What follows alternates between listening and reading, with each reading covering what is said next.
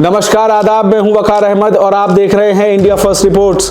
भारत का संविधान हर नागरिक को बोलने की आजादी देता है, लेकिन यह आजादी नफरत फैलाने की अनुमति कभी नहीं देती। इसके बावजूद आज भारत में हेट स्पीच कोई इक्का दुक्का घटना नहीं रह गई है।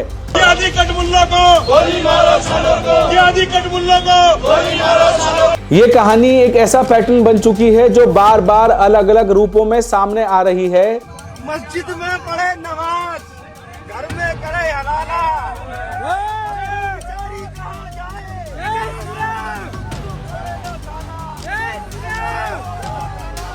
ये कहानी उस प्रवृत्ति के खिलाफ है जो धर्म, आस्था और पहचान को नफरत फैलाने का औजार में बदल देती है। ये मुसलमान है भोसड़ी के, बोल जय श्री राम।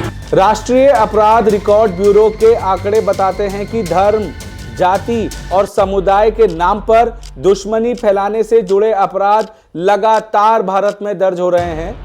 बोल जय श्री राम ना बोल में। भारतीय कानून इसे हल्के में नहीं लेता। भारतीय दंड संहिता की धारा 153A, 295A और 505 स्पष्ट रूप से कहता है कि किसी भी समुदाय के खिलाफ नफरत फैलाना और सार्वजनिक शांति को भंग करना एक गंभीर अपराध है।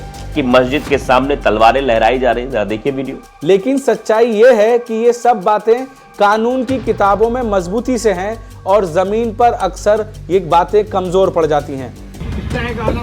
क्या नाम है तेरा? अरे नाम क्या है तेरा?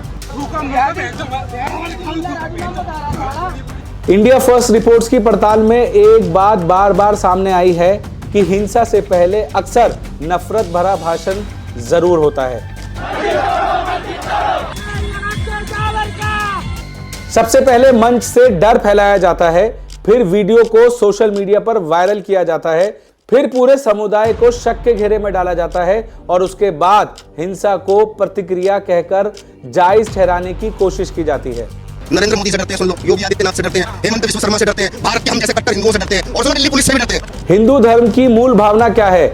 अहिंसा और सह अस्तित्व और करुणा।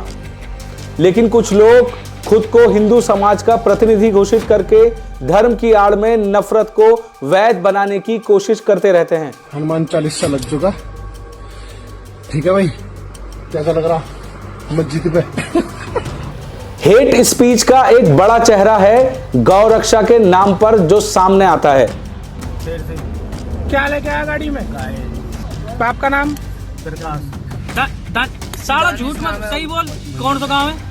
गाय का संरक्षण कानून और संवैधानिक प्रक्रिया जरूर है, लेकिन कई जगहों पर गौ रक्षा के नाम पर कानून से ज्यादा भीड़ उग्र हो जाती है। सोशल मीडिया और सार्वजनिक मंचों पर ऐसी भाषा सुनाई देती है जहां पूरे समुदाय को स्वाभाविक अपराधी की तरह पेश किया जाता है। बिना किसी जांच या सबूत के आरोप लगा दिए जाते हैं और कानून अपने हाथ में लेने की खुली अपील होती है। कई मामलों में हिंसा से पहले भड़काऊ भाषण, धमकी भरे वीडियो और नफरत से भरे संदेश सामने आते हैं। अभी यहाँ पे 4 बंदे पकड़े, मोमडन, गुल्ले, कटुए, जो गाय को लेके जा रहे थे कटी हुई को। सवाल ये नहीं है कि गाय का संरक्षण होना चाहिए। सवाल ये नहीं है कि आस्था किसी को पुलिस, जज और अदालत सब कुछ बनने की इजाजत दे देती है। ये लोग कहते होंगे शांति प्रिय समुदाय, लेकिन वो मुसलमान थे और इस्लामिक जिहाद का समर्थन करने वाले लोग थे। हेट स्पीच का एक और खतरनाक रूप डिजिटल दुनिया में सामने आया है।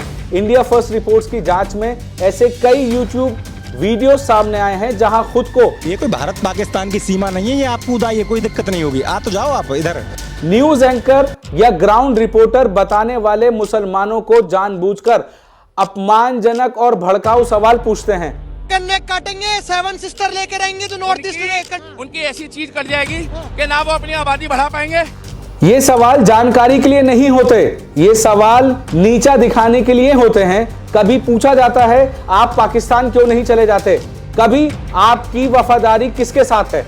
तुम्हारा भी घर खाली कराया जा रहा है क्या? नहीं, हम तो हिंदू हैं। इन सवालों को वीडियो से काट छांट कर इस तरह पेश किया जाता है कि एक समुदाय को देशद्रोही या संदिग्ध दिखाया जा सके। कलमा आता है? कलमा पढ़ के सुनाओ। ये पत्रकारिता नहीं है, ये है डिजिटल मॉब लिंचिंग। 5,000 का कट्टा खरीदो और अपने हिंदू दल को बचाओ। सबसे चिंताजनक बात यह है कि इन वीडियोस के कमेंट सेक्शन में खुली नफरत, गालियां और हिंसा की अपीलें दिखाई देती हैं। इसके बावजूद कंटेंट हटाया नहीं जाता, चैनल मोनेटाइज होते हैं और नफरत क्लिक और कमाई में बदल जाती है। अब सवाल राज्यों की भूमिका का। सुप्रीम कोर्ट ने साफ कहा है कि हेट स्पीच लोकतंत्र की जड़ों को कमजोर करती है। कोर्ट ने यह भी निर्देश दिया है कि राज्य सरकारें स्वतः संज्ञान लें, भले ही कोई औपचारिक शिकायत दर्ज हुई हो या ना दर्ज हुई हो। यानी अगर सार्वजनिक मंच से नफरत फैलाई जा रही है तो कार्रवाई की जिम्मेदारी सिर्फ पीड़ित की नहीं है, राज्य की भी है। लेकिन जमीनी हकीकत कई मामलों में वीडियो वायरल होने के बावजूद FIR तक दर्ज नहीं होती, और अगर होती भी है तो कार्रवाई या तो देर से होती है या बेहद कमजोर। आदत डाल लो, जितना ट्रोल करना है कर लो, जिस भाषा में समझोगे धर्मराष्ट्र के लिए तुम्हारा उस भाषा में इलाज होगा। यहीं से नफरत को एक खतरनाक संदेश मिलता है कि सब कुछ कहा जा सकता है लेकिन जवाबदेही नहीं होगी। अगर राज्य चुप हैं, अगर कानून धीमा है और अगर डिजिटल प्लेटफॉर्म मुनाफे में है तो ये सिर्फ सामाजिक विफलता नहीं, संवैधानिक विफलता भी है। क्योंकि जब नफरत को सामान्य बना दिया जाता है तो लोकतंत्र सबसे पहले निशाना बनता है। हम ही पीटेंगे, हम ही मारेंगे, हम ही छूटेंगे, हम ही भागेंगे।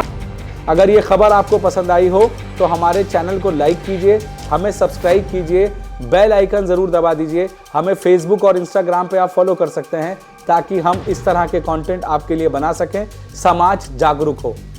कैमरा के पीछे हैं मोहम्मद इकबाल, मैं हूं वकार अहमद, आपका अपना Waqar Ahmed, India first reports. Studio वाले डिबेट करते हैं, हम ग्राउंड पे सच ढूंढते हैं।